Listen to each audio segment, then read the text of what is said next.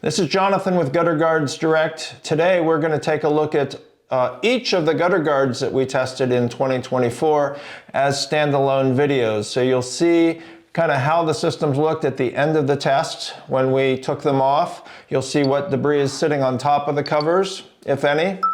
You'll see what got inside the gutters, if any. And then you'll see the water tests and kind of the final analysis. So stay tuned for the video. This is the RainDrop system on the south side of the garage. And you can see there's really not a lot of stuff currently sitting on top of the screen itself. What I've been curious about all year long is how much of that stuff got inside the gutter. It may have decayed, largely decayed at this point. If you have pine needles in there, then that stuff should still be intact, but I would think any of the other leaves and debris would have decayed and turned into dirt or mud-like substance at this point. But in terms of what's on top, there's not going to be much for me to pull out of this system. So I will go ahead and do that now, and we'll put it into the baggie, and if we can come up with any weight, I think it'll be negligible in this case. We will let you know what that is. So I've already taken the material off the gutter cover. I'm now going to unscrew this and see what's inside. So I am probably most interested in this one because I haven't seen it before, and just want to see how much stuff remains inside that, because you can see there's a reasonably wide slot here, so I can easily get the blade of my scraper into that slot. So it's certainly not going to prevent certain things from getting inside. Big leaves won't get through there, but pine needles and those smaller locust leaves and the flowers that come off the locust tree definitely can get inside here. So give me a second, I'll unscrew this and then we'll take a look inside. Here's the big reveal. I'll just see if I can pop this up. So hard to do with one hand. There we go. Get underneath that.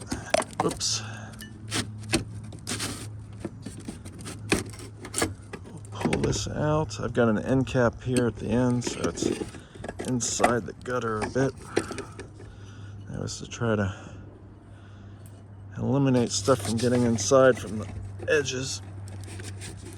All right. There we go.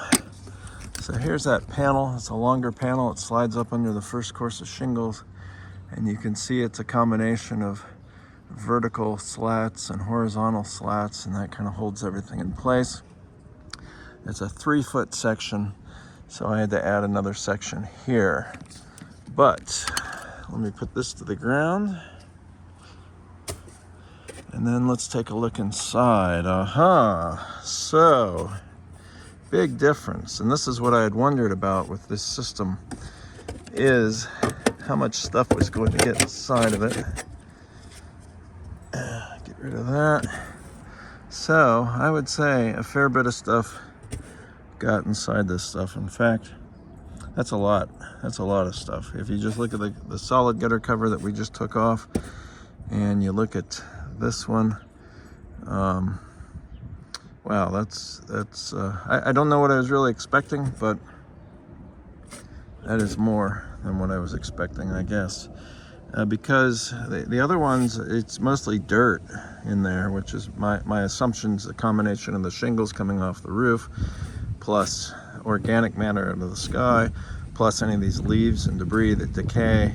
But you can see there are a lot of leaves in here that have not decayed, and it's very wet inside there, so a lot of that has been retained by the debris that's in here. The screen itself is over the downspout opening right here in the middle, and there was a point in the spring where I heard this drip coming out. It was like every, I don't know, 3 or 4 seconds or something, I heard a drip coming out of the downspout, and it happened to be this one. So there was a point in the spring where the water had built up inside the gutter, and in fact you can probably see this as a water line here. I can't say that definitively, but you can definitely see it kind of going all the way around here. So my guess is when it's raining, we're getting a water line at least to this point. And I would say that here's another reference point here. And I know for a fact I've seen water inside this thing. It's hard to see inside of it once the with a screen on top, but there were a couple times I peeked inside and I thought I saw water inside here.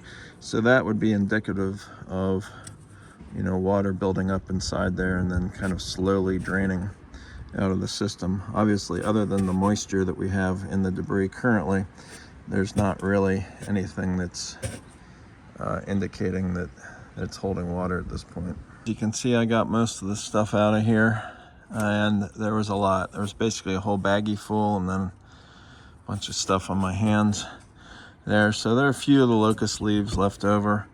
There's the downspout opening with a screen over it, and then you've got a little bit of stuff here, but I got the vast majority of it out. Again, that was the RainDrop system on the south side of the garage. Now we're looking at RainDrop from the south side of the garage. If we start with the photos on the top right there at May, you'll see that the locust flowers were falling off the trees when we took this photo. It was in the early days of those locust flowers coming off. But what's interesting about this system, I had never seen this. I'd heard about this product before.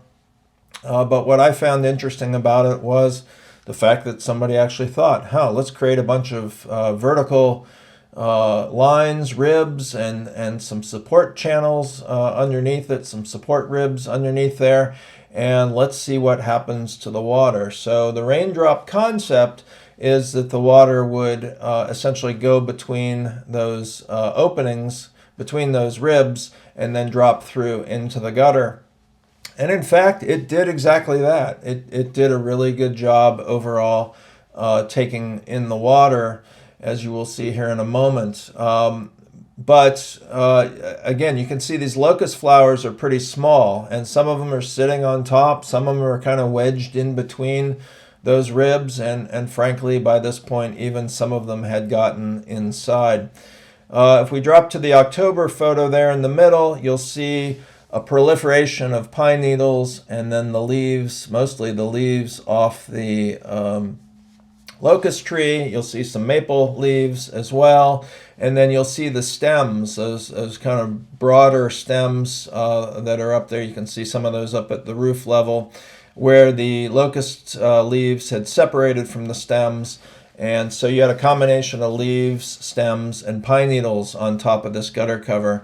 And again, it's hard to tell. You can see a little bit of the black frame, below that stuff, but you can't really see to what extent stuff has gotten inside at this point. But when we drop down to April, we've gotten through winter, fall, winter, and we're now approaching spring. Again, you can see pretty much nothing sitting on top of it. Off to the right there, you can see a little bit of a pine needle that's kind of sticking its rear out of the top. Because what would often happen is those pine needles come down in clumps of 4 and 5. And as the case was here, they separated when they fell into the screen. So essentially one of those ribs is preventing the pine needle from dropping all the way inside. You can see a little bit of the purple flowers off the redbud tree, and then just a couple other items from the trees. So overall, I think this did an effective job keeping stuff off the top of the gutter cover. I was actually, pretty impressed by that throughout the course of the year. So that was a strong suit. However, the question is, where did that debris go? So if we go over to the left-hand column, what you'll see is the amount of debris that we collected inside the gutters was 18.3 ounces. It was a tremendous amount of debris. In fact, it was the worst performing system of any of the gutter covers that we had installed or that we were testing in 2024, and it was worse by a mile. Just a tremendous amount of stuff. So for instance, the best performing system had less than 1 ounce of material in there, so this was roughly 18 times worse than the best performing system. The amount of debris that was on the cover at the end, as you can see in that bottom right photo, is negligible.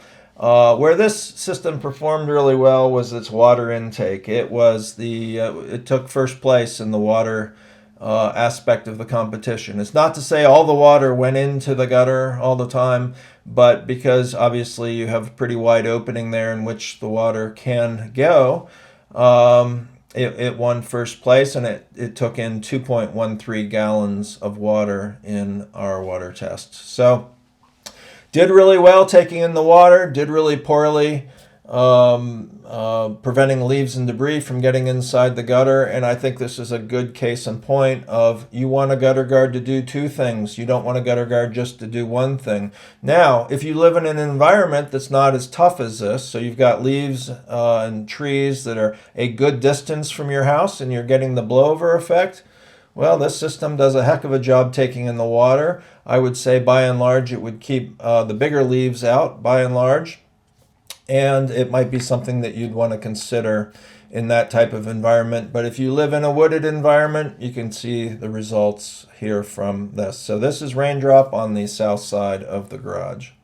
We'd appreciate it if you hit the like and subscribe buttons, and be sure to ding the bell and you'll be notified the next time we upload a video.